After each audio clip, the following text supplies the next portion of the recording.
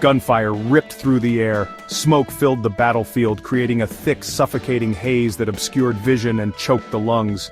Young Thomas, eyes wide with terror, huddled in the trench, his heart pounding like a drum in his chest. He had only been deployed for a week, and the reality of war was far more brutal than he had ever imagined. This was his first taste of true combat, a baptism by fire that would forever change him. An explosion rocked their position, showering him with dirt and debris, the force of it nearly knocking him off his feet. His sergeant, a grizzled veteran with years of experience, barked orders with a voice that cut through the chaos. Thomas, shaking off the shock, grabbed his rifle with trembling hands, trying to steady his nerves. He had a job to do, a duty to fulfill, and he couldn't afford to falter now.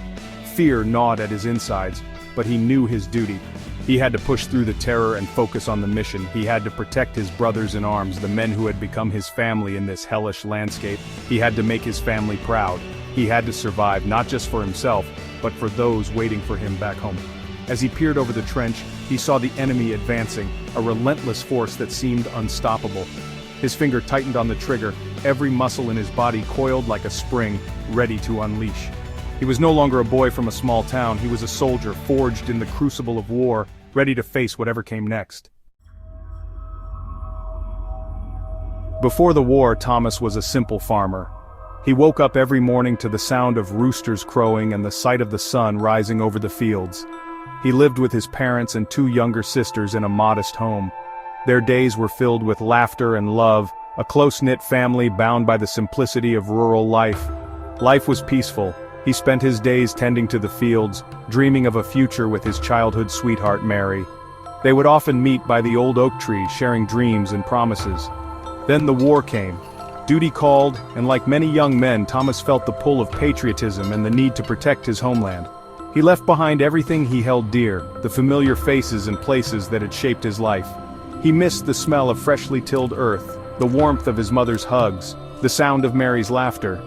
These were the things that kept him going in the darkest times. But those memories were now a distant echo, fading with each passing day on the battlefield.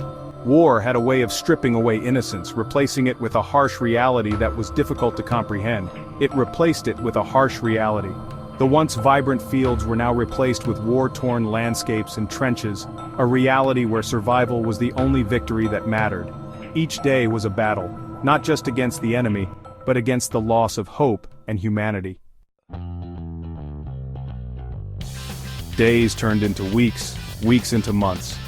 The battlefield became Thomas's world. The constant threat of death hung heavy.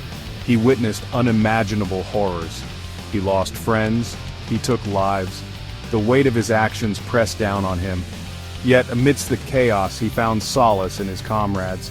They shared stories, laughter, and fear. They were united by their shared experience.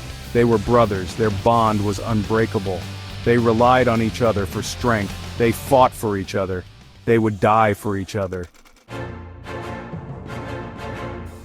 Section 4. The Crucible. The enemy launched a massive offensive. They were determined to break through the Allied lines. Thomas and his unit were outnumbered, outgunned, but they held their ground. The fighting raged for hours. Casualties mounted on both sides. Thomas fought with a ferocity he didn't know he possessed. He was fueled by adrenaline and a primal instinct to survive. But the enemy kept coming. Their ammunition ran low. Their position was about to be overrun. Thomas knew they were facing certain death, unless... Section 5. Echoes of Valor. In the midst of chaos and destruction, stories of bravery and sacrifice emerge, echoing through the annals of history. An idea sparked in Thomas's mind, a desperate gamble, a fleeting thought that could change the tide of battle. He grabbed a grenade from a fallen comrade, his hands trembling but his resolve unshaken. He yelled to his sergeant, a diversionary tactic that could buy them precious seconds. Before anyone could stop him, he charged towards the enemy bunker, his heart pounding in his chest. He unleashed a deafening roar. The grenade exploded, the earth shook, silence fell, a moment of eerie calm amidst the storm.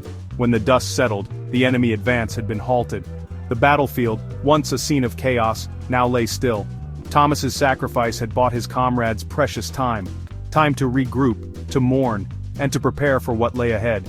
Time for reinforcements to arrive, bringing with them a glimmer of hope in the darkest of times. Time for them to win the day, to turn the tide of battle in their favor. Thomas's name would forever be etched in the hearts of his brothers in arms. He was a hero, a beacon of courage. His story, a testament to the courage and selflessness of ordinary men in extraordinary circumstances.